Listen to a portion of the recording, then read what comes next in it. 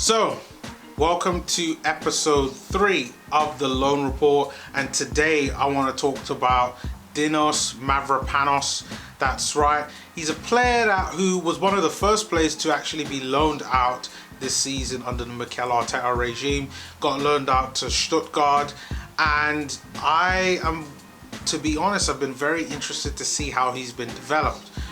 Unfortunately, Mavropanos got injured pretty earlier on, I believe in a training or pre-season game, and it meant that he wasn't able to really get a game until this past Saturday.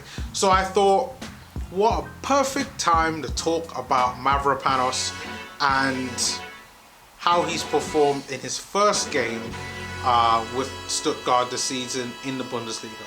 So I thought, why not talk about it? Now, Mavropanos played 70 minutes. Obviously, if you don't know who Mavropanos is, he's a defender, young player, works really hard, 22 years old at the moment.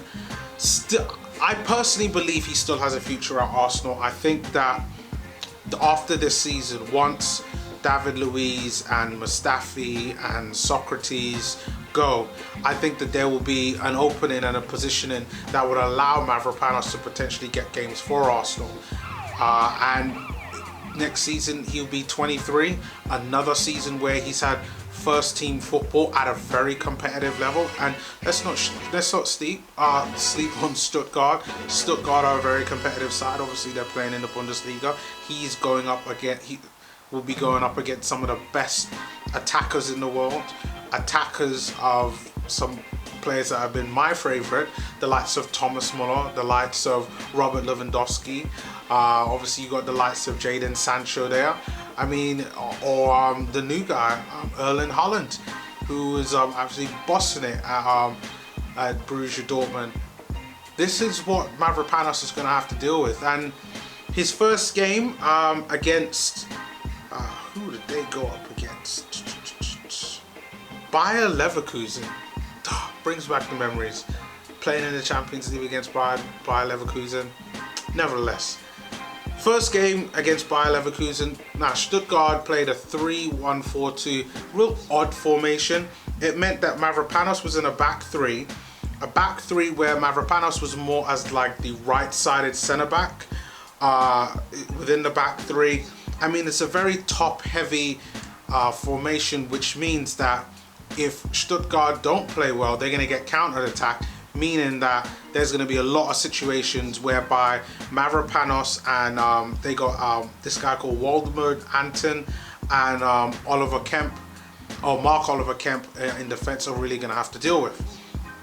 Nevertheless, when I looked at the highlights of the game and watching some of the stuff that Mavropanos were doing, I would have to say that out of 3 defenders, he was probably the second, if not the best defender out of the 3. Now, the game ended 1-1, and you know what, I don't want to say it wasn't really Mavropanos' fault on why they managed to draw the game, but I thought he had a really good performance. Now, unfortunately, he did have another injury, but I just wanted to talk to you about how his game went today. So he played 70 minutes, which isn't bad for a player that was coming back from injury. And I think maybe you can make an argument that they brought Mavro back from injury too quick. Like, you could say that.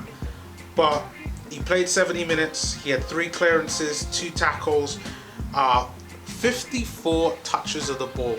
That tells me a lot. That tells me that he's a player who's comfortable on the ball. He's a player who likes to circulate the ball a lot. And playing with that 3 in the back formation, you kind of have to be.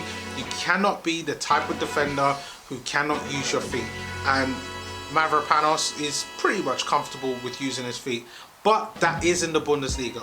When you're in the Premier League, probably going to be a lot more pressure, as we've seen from other defenders as well, as we've even seen with our own German goalkeeper, Bernd Leno, that the Premier League is a lot more intense, a lot quicker, a lot faster for you to have to be able to adapt to one.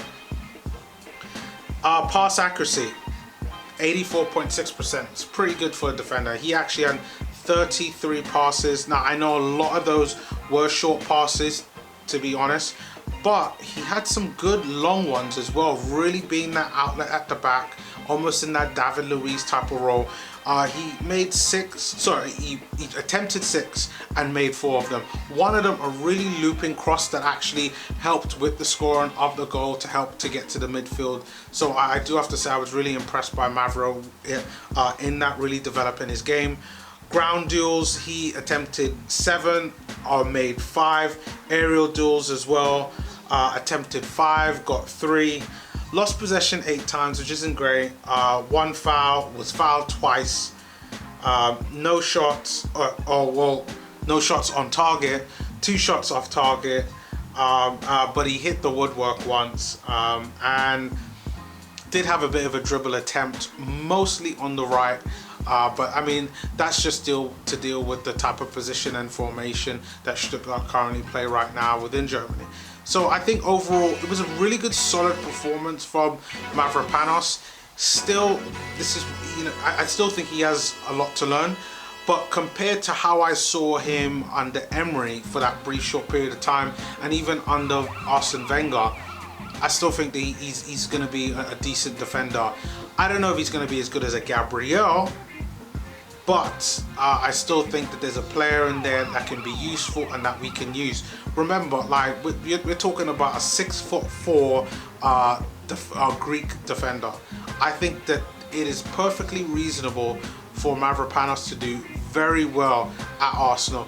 I can imagine him and Gabriel in that defense, or even a back 3 with Gabriel, Saliba and Mavropanos there, or even Gabriel, Holden and Mavro. It's not bad, not bad at all, not bad at all.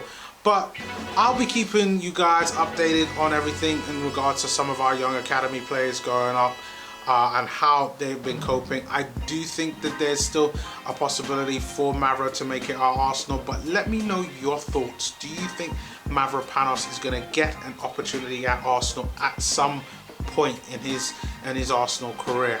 Leave your comments below, continue to like and subscribe, and I'll see you on my next video, which should be somewhere around here.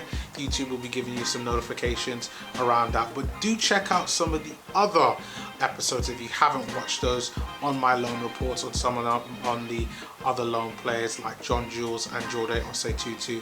But until then, I will see you all next time.